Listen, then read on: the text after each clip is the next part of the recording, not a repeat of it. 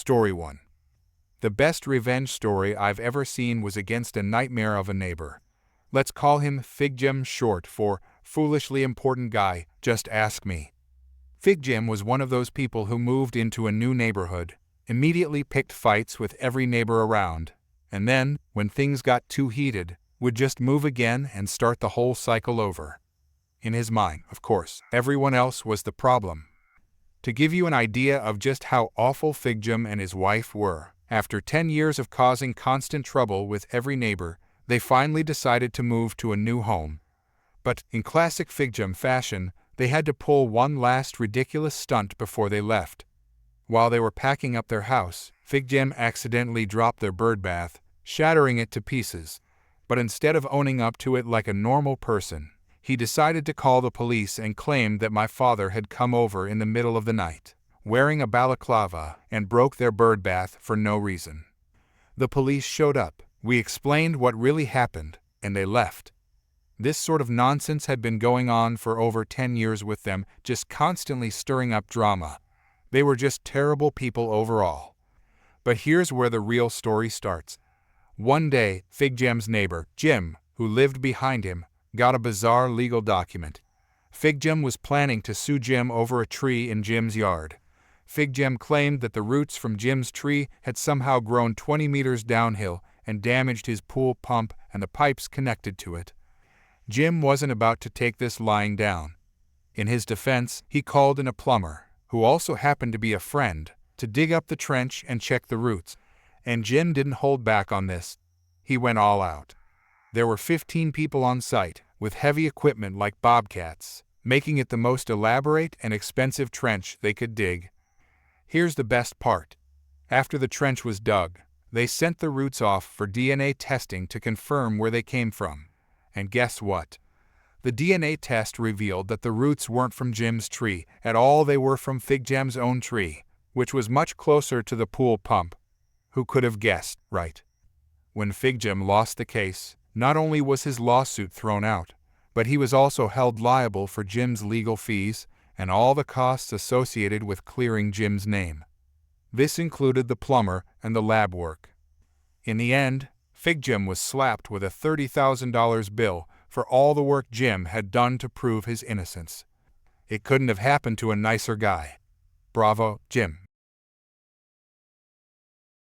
Story 2. My ex-friend, who we'll call E, is the definition of entitled. She has a bad habit of screaming for managers over the smallest things, which I witnessed firsthand more times than I'd like. Once, I saw her yell, "Get me the manager or I'll call the police," at a restaurant because the waiter brought her iced tea instead of sweet tea. What did she think the police were going to do? E and I used to be friends, although I honestly can't remember why. She comes across as sweet and caring at first, but that's just a cover. Underneath, she's the most entitled person I've ever met. She's been desperate to have kids for as long as I've known her. She tried to adopt, but with her mental health issues and unstable living situation, she hops from one hotel to another. She was denied. E doesn't have a job, is technically homeless, and her boyfriend is a 21-year-old who doesn't seem to care about anything. She's also an animal hoarder. She collects pets, and they all tend to die under very suspicious circumstances. Her last cat died at just 2 years old, and he had been perfectly healthy. I was with her when she adopted him, and the vet had said he was in great shape. But when the cat died, she started giving all kinds of excuses. First, she said it was heart disease, then it was seizures, then kidney problems. At one point, she even claimed he somehow flew across the room and hit a wall. My other friend, Kara, reported her to animal control, who found that E had 6 rats, 5 hamsters, 1 dog, and 4 cats. E claimed they were all emotional support animals and that taking them away would be against the law. Big red flags everywhere. A while back, E was going on about how desperate she was to have children and how she was looking for a surrogate. But, of course, she wanted someone to carry her child for free, and she had a long list of demands for the surrogate. Now, we all know that being a surrogate isn't something you get for free, and mistreating someone in that role is a sure way to find yourself in a legal mess. I mostly listened, knowing that trying to explain the reality of the situation to her would be like banging my head against a wall, pointless and painful. I casually mentioned how uterine transplants might become more successful one day, and how that could be a great option for people who need them. I said this because, frankly, I'm not in love with my uterus.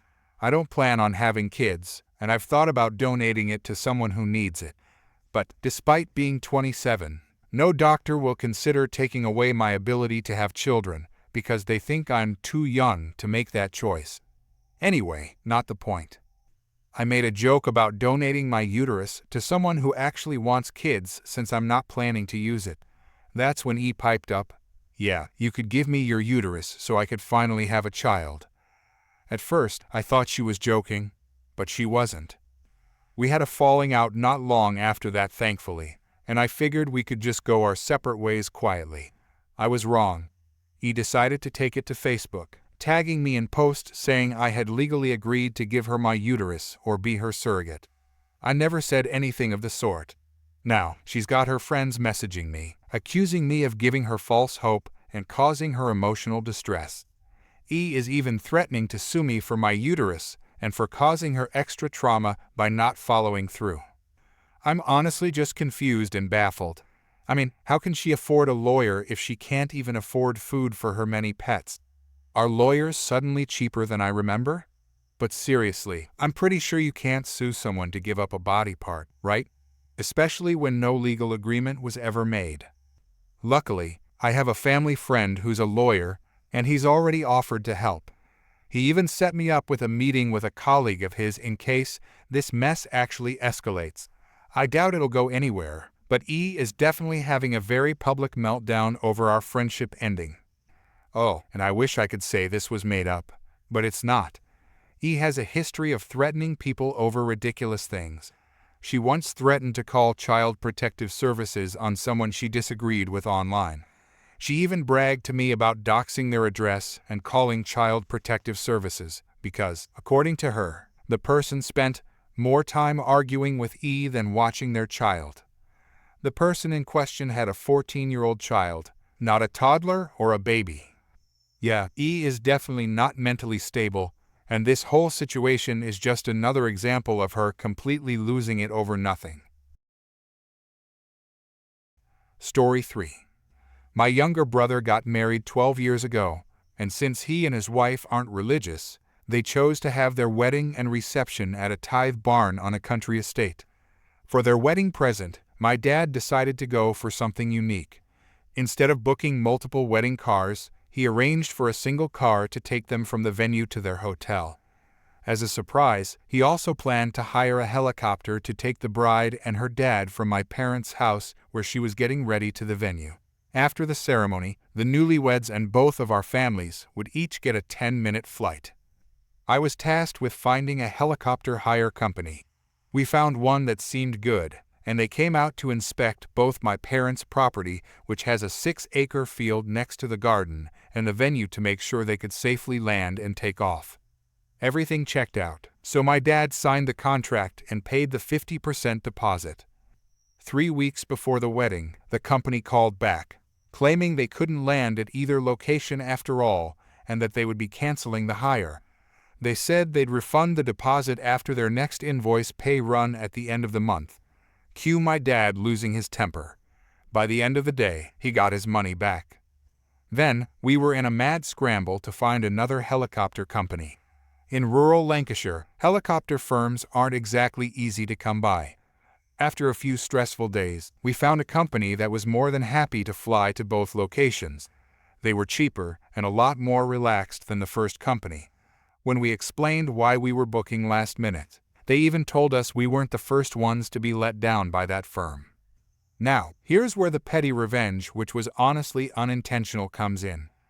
Back then, I was an active member of a car forum. My wife used to call it Mark's Car Nerd Forum. It wasn't huge, with about 70 members, but it was our little community. We had different sub-forums for chatting about car shows, new launches, racing, and there was even a VIP area for invite-only members. Out of frustration, I posted about the helicopter incident in the open forum, with the title, Beelzebub's helitors are a bunch of absolute jerks. I didn't lie or exaggerate, I just laid out the facts of what happened and how stressed we were so close to the wedding. The other forum members chimed in with their support, saying how awful the company had treated us. Then, one of the guys reminded us that our forum had paid for a Google ranking boost. This meant that if someone searched for specific terms like Lamborghini Gallardo, our forum posts would show up on the first page of Google results. Naturally, everyone changed their posts to start with, "What's that? Beelzebub's helitors are a bunch of absolute jerks?" Within a day, if you searched for Beelzebub's helitors on Google, one of the top results on the first page was titled, "Beelzebub's helitors are a bunch of absolute jerks." Not long after, one of the directors of that company emailed the forum admin, demanding the post be removed because it was hurting their business. Our admin, Dave, wasn't having any of it.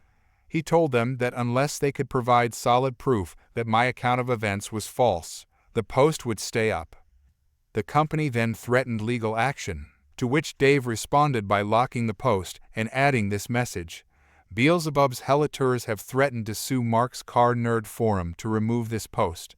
We have repeatedly asked them to provide evidence that this version of events is untrue, which they have failed to do.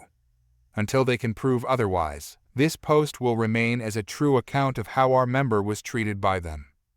Edit. Wow, I didn't expect this story to get so much attention. Thanks for all the upvotes. Let me clarify a few things for some common questions. Rich people problems. It may seem that way, but the reason we have properties large enough for a 6-acre field is that 3 households, my parents, me and my wife, and my brother all pooled together to buy the plot and the old barns back in 2002. As for the helicopter hire, it cost my dad less to hire the helicopter and an executive taxi around £100 total than it did for the classic Daimler limousines he hired for my wedding 11 years earlier. Why I call him my little brother. He's only 2 years younger than me, but at 6'2", he's taller than me, though not as broad or strong. Where I'm from, calling him our kid or little brother is just common. My dad called his own younger brother our kid right up until he passed away at 74. 3 weeks' notice is enough. If you've ever planned a wedding, you know 3 weeks is not a lot of time. We booked the helicopter 6 months in advance. If this had been about wedding cars, we would have been out of luck getting replacements in peak wedding season. Luckily, we found another helicopter firm just in time. You can't boost Google results, apparently not, but back then, we thought you could. Story 4. Back in the summer of 2000, our quiet neighborhood was being terrorized by a group of unruly vandals. These troublemakers found pleasure in vandalizing houses, cars, and anything else they could get their hands on.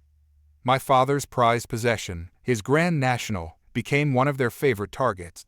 They would steal hubcaps, attempt to break in for the radio, and even grab loose change left inside. It got so bad that my father started leaving his car unlocked because constantly replacing the shattered windows was getting too expensive. The most frustrating part was the slow response from the police. Every time we called for help, they would take their time, often showing up more than 20 minutes later. By the time they arrived, the vandals were long gone, leaving us to clean up the mess and deal with the cost of repairs. My father, an engineer by trade, decided he'd had enough. He wasn't going to sit by while these delinquents continued to wreck his car and get away with it. So one day, he headed to the local hardware store and picked up some wires, razor blades, and a few car batteries from our garage. What he was planning was nothing short of brilliant. He started by applying a thin layer of glue to the inside of the car door handles, securing razor blades in place to discourage anyone from grabbing them. It was a subtle but effective deterrent. Next, he stripped some wires and wound them around the hubcaps, ensuring they made contact with the metal. Then, to really add a clever twist, he suspended another wire slightly above the hubcaps using tape and glue. The idea was that if anyone touched the hubcaps, the wire would complete the circuit, giving them either a painful shock or a nasty burn. With careful precision, my father rigged the entire setup, running the wires back to the car batteries. Once everything was ready, he connected the system and retreated inside the house, waiting for the inevitable.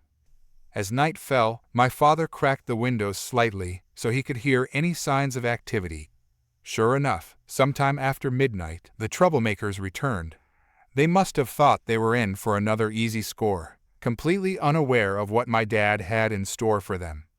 Suddenly, my dad's voice boomed from the house, shouting warnings that would make anyone think twice about their life choices.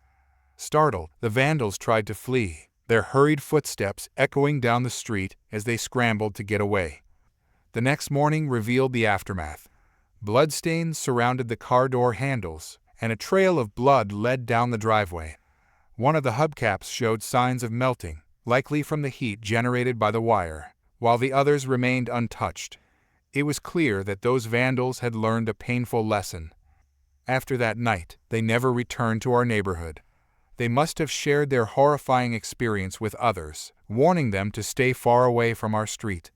While I wished we had a camera to capture the look on their faces when they encountered my dad's clever traps, the satisfaction of knowing they wouldn't be coming back was enough. Our peaceful neighborhood could finally relax again, thanks to my dad's resourcefulness and determination. Those vandals thought they could terrorize us, but they underestimated just how far someone would go to protect their home. Story 5. I've been working at the zoo for over 3 years now, and let me tell you, I've seen some crazy stuff. You'd think being around wild animals would bring out the best in people, but for some entitled parents, it's like a switch flips and they go bonkers. This one time, though, takes the cake for the craziest parent I've ever encountered. It was a typical summer day at the zoo, which means it was packed to the gills with families trying to keep their kids entertained during vacation. We had just opened a brand new playground that week, and it was swarming with excited children. A few of my coworkers and I were assigned to help with crowd control near the playground. We had our first aid kits ready, just in case of scrapes, sunburns, or other minor incidents. That's when she showed up. This woman came storming up to my coworker, dragging a little boy behind her like a rag doll. "Woman, my son just fell off of your playground equipment." Coworker: "Oh no, is he okay?" My coworker looked at the kid, who seemed perfectly fine. He wasn't even crying or showing any signs of distress. Woman: "No, he's not okay. He has an orbital fracture." My coworker took a closer look, but there was absolutely nothing wrong with the boy's face. Not even a scratch. Coworker: "How do you know it's an orbital fracture?" Woman: "I'm a nurse at the local hospital, so I know." Coworker: "Well, ma'am, if you want our security personnel to take a look." Woman: "I do not need some untrained rent-a-cop to look at my son. He needs to go to a hospital. You need to call an ambulance." Coworker: "I'm sorry, I'm not authorized to call an ambulance unless it's an emergency." Woman: "This is an emergency. My son is in pain." Coworker: "He doesn't seem to be in that much pain." Now, brace yourself for what happened next. This woman, I kid you not, crouched down, grabbed her son's face, and poked him right in the eyeball. The poor kid winced and let out a little whimper. I mean, who wouldn't react like that? Woman: "See? He's in pain. Call an ambulance right now, and the zoo is going to pay for it. I'm going to sue you for endangering my child." I could tell my coworker was thinking that the only person endangering this child was his mother, but she kept her cool. Instead, she called security. Now, you should know that our security staff are all trained emergency medical technicians, not just rent-a-cops like this woman seemed to think. When security arrived, this woman was in full meltdown mode. She was screaming about how she was going to sue the zoo for every penny it had, and how her son was going to have permanent eye damage if we didn't call an ambulance immediately. One of the security guys knelt down next to the kid and asked him where it hurt. The boy just pointed vaguely at his face. The security guard put on some gloves and went to take a closer look at the kid's eye. That's when things went from crazy to absolutely insane. Woman: "Stop it. Don't touch my son with your dirty hands." Security guard: What?" Woman: "I will not let you touch my son with your hand, you rapist. I'm going to report you to the police. You're going to get fired for this." Then she turned to all of us and yelled, "All of you are going to get fired."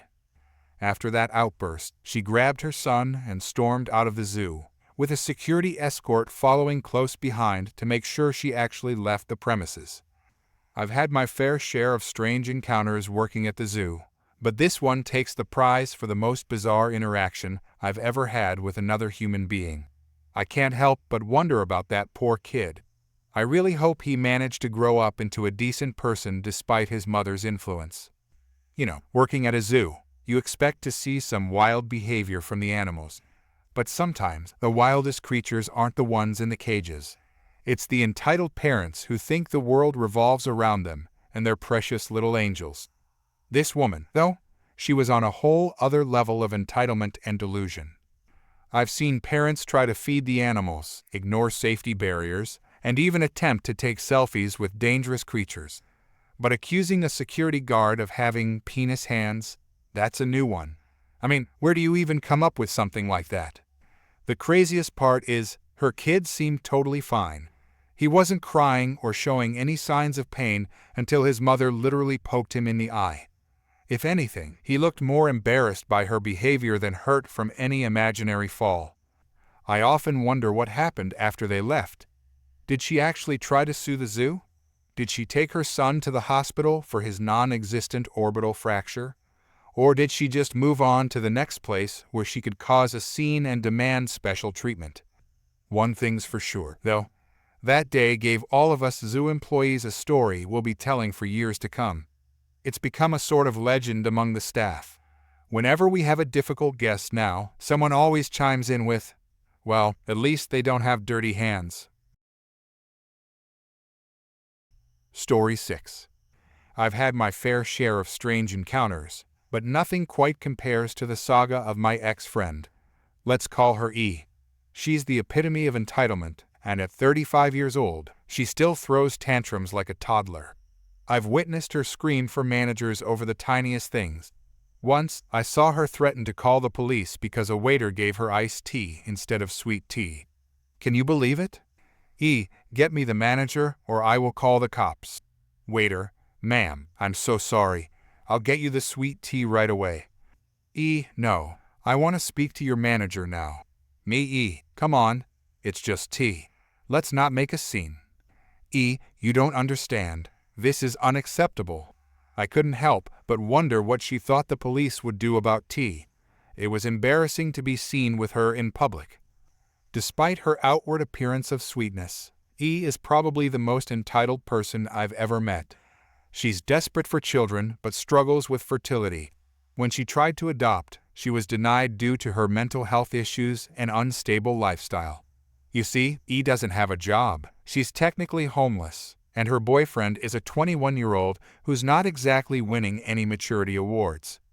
To make matters worse, E has a habit of hoarding animals, all of which seem to die under mysterious circumstances. Her last cat died at only 2 years old, despite being perfectly healthy when she adopted it. I remember being there when the vet gave the cat a clean bill of health, but suddenly, E was telling everyone different stories about how it died. Me, E, I'm so sorry about your cat. What happened? E, it was heart disease. A week later. E, actually, it was a seizure. Another week passes. E, you know what? It was kidney problems. And finally, E, the cat flew across the room and hit the wall. It was so weird. My friend Kara got concerned and called animal control. They found that E had 6 rats, 5 hamsters, 1 dog, and 4 cats in her care. When confronted, E claimed they were all emotional support animals and taking them away would be against the law. It was a big mess. One day, E started talking about finding a surrogate to carry a child for her. She had this whole list of demands for the potential surrogate. But here's the kicker, she wanted it all for free. I didn't have the heart to tell her that surrogacy is far from free, and treating someone like a human incubator is a quick way to end up in legal trouble. During one of these conversations, I mentioned how uterine transplants might become more common in the future. I brought it up because, honestly, I'm not too attached to my own uterus. At 27, I don't plan on having children, and I've even considered donating my uterus if it ever became a possibility. Of course, finding a doctor willing to perform a hysterectomy on someone my age is nearly impossible, but that's a whole other issue. I jokingly said, maybe I'll donate my uterus to someone who needs it since I'm not planning on using it. That's when things took a turn for the bizarre. Yeah, then I would have you give me your uterus so I could finally have a child. I laughed, thinking she was joking. She wasn't. After that conversation, and I had a falling out. I thought we could just go our separate ways quietly, but had other plans. She started posting all over Facebook, tagging me in posts claiming I had made a legal agreement to give her my uterus or be her surrogate. Suddenly, her friends were flooding my inbox, harassing me for giving false hope and causing her mental anguish. You promised me your uterus. I'm going to sue you for breaking your word and causing me trauma. I never promised you anything. It was a joke. You can't back out now. I'll see you in court. You can't sue someone for their body parts. That's not how this works. Watch me. I'm baffled by the whole situation. How can she afford a lawyer when she can't even feed her animals properly? And more importantly, can you actually be sued for a body part, especially when no legal agreement was ever made? Luckily, I have a family friend who's a lawyer. He's agreed to set me up with a colleague if this situation turns serious. I doubt it will come to that, but is definitely having a public meltdown over our friendship ending. The scariest part is that this isn't new behavior for In the past, she's threatened to call Child Protective Services on someone online over a simple disagreement. She even bragged to me about finding the person's address and reporting them for spending more time disagreeing with than watching their child. The kicker? The child in question was 14 years old. Looking back, I can't even remember why and I were friends in the first place. I guess it's true what they say, you never really know someone until you see how they treat others. In case, it seems like everyone is just a means to an end, whether it's waiters, animals, or even her own friends. I'm just glad I got out when I did, uterus intact and all. Story 7. I know some of you might judge me for what I'm about to tell you, but trust me, my mother deserved every bit of it. She's always favored my sister, letting her get away with anything she did to me unless my dad stepped in. She'd beat me for no reason, order me around like a dog, and let my sister steal the money I earned from chores. She even tried to send me to military school behind my dad's back when I refused to let her beat me anymore. Recently, she tried to force me to give the house I inherited from my late father to my pregnant sister. So yeah, I had my reasons. My mother has these weird fears that we could never explain. She hates garden gnomes and clowns, but especially gnomes. If she were a vampire, gnomes would be like silver crosses dipped in garlic to her. She's also pretty superstitious. At the time this all went down, my dad was staying in a motel because he'd caught her cheating and filed for divorce. He was also blackmailing her with some fraud she'd committed in his name. Needless to say, her mental state was pretty fragile, making her an easy target for some well-deserved payback. I started my plan by buying a bunch of garden gnomes from a garage sale. The old couple selling them were moving to Florida and practically gave them away when I explained what I was planning. My first move was to put the bigger gnomes in our neighbors' yards. I got their permission, of course. They all hate my mother because she's always threatening them with homeowners association violations, even though there hasn't been one in our neighborhood since the 90s. When my mother left for work the next morning, I watched her face as she noticed all the gnomes staring at her. She looked so uncomfortable, it was hilarious. Next, I targeted her workplace. I knew this coworker of hers, let's call her Wendy, who absolutely despises my mother. I told Wendy about my mom's gnome fear, and suddenly, tiny gnomes started appearing all over the office, all pointing at my mom's desk. Wendy even got a gnome puppet to make jokes with. Over the next few days, I'd sneak out at night and move the gnomes in the neighbors' yards a little closer to our house. I mixed in some with angry faces painted on, holding tiny pitchforks.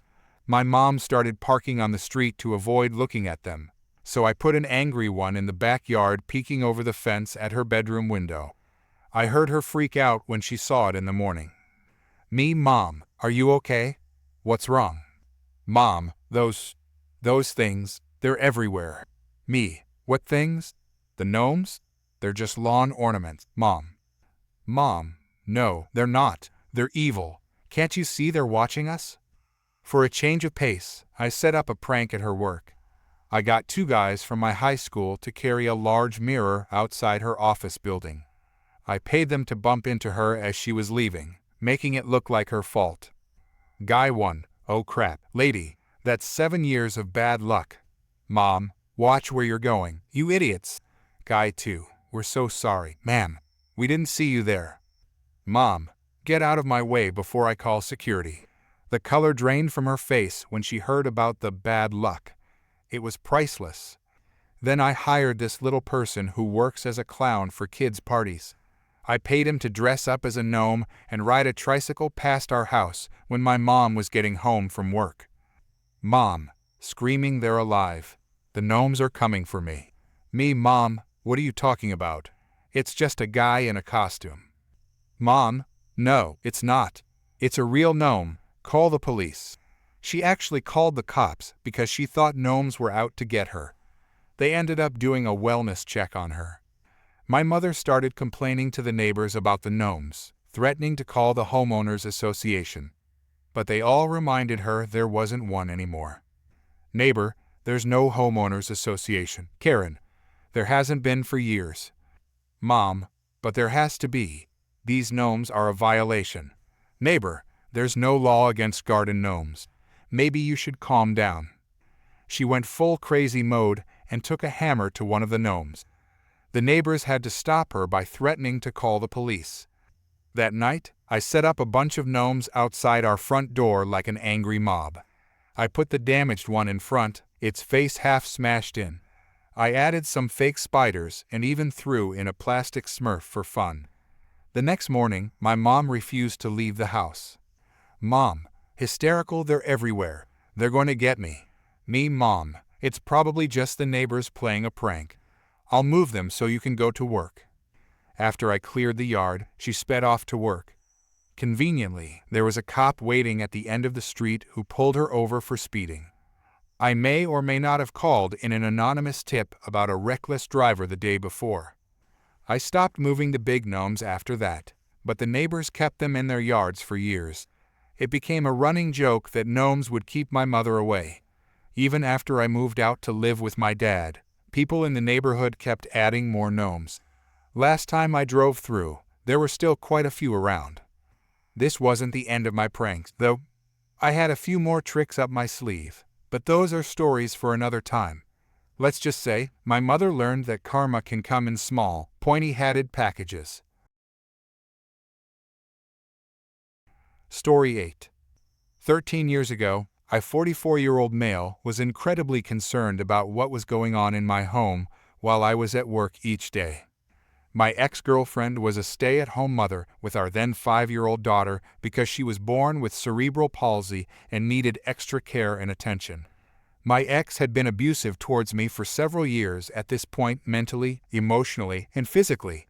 Being over a foot taller than her and easily 80 pounds heavier than her, I just took it and put up with it. However, I noticed my ex was becoming abusive towards our daughter as well. Often, I would have to stand between my ex and our daughter to keep her away, or physically pull her off our daughter and push her away. All the while, my ex would scream at me, punch me in the chest, and threaten me. One day, my ex was going off on me, screaming her usual tirade. "Get out! When are you going to move out? I'm done with you. Have you even looked for a place yet? And another job so you can pay my rent." I was fed up, so I said, "Fine, I'll leave, but I'll never give you custody of our daughter because of how abusive you are to her." My ex looked me straight in the eye and said, "Good luck getting anyone to believe you." I was silent. I knew it would be her word against mine, she said. I knew family courts viewed fathers as basically worthless and rarely gave them custody, especially if the child had special needs. In that moment, I formed a plan. I stayed silent and kept the peace for over a week until my next payday when I went and bought a nanny cam and installed it in our home while my ex was visiting her parents. It didn't take long to record footage of my ex being physically abusive towards our daughter. I took the footage to Child Protective Services and showed them. They called the police and showed them the footage, and an investigation was opened. A week later, despite my ex claiming innocence, swearing she never harmed our daughter, and even claimed I was the abusive one, my ex was arrested and charged with 2 counts of assaulting a disabled minor. I packed up everything my daughter and I owned and moved 1,500 kilometers away to live with my parents. I was awarded full custody and my ex was convicted. Part of her sentencing was 0 contact with us for 3 years. When the 3 years were up, my ex made an attempt to remain part of our daughter's life, moving to the town we lived in and having court-ordered supervised visits with our daughter. That only lasted a couple of years. Then my ex moved back with her parents 1,500 kilometers away. It's now been 6 years since we've heard anything from my ex, and my daughter, recently turned 18, is a very happy, giggly girl who is being raised in a safe and loving home. I guess people would believe me, especially after seeing video footage.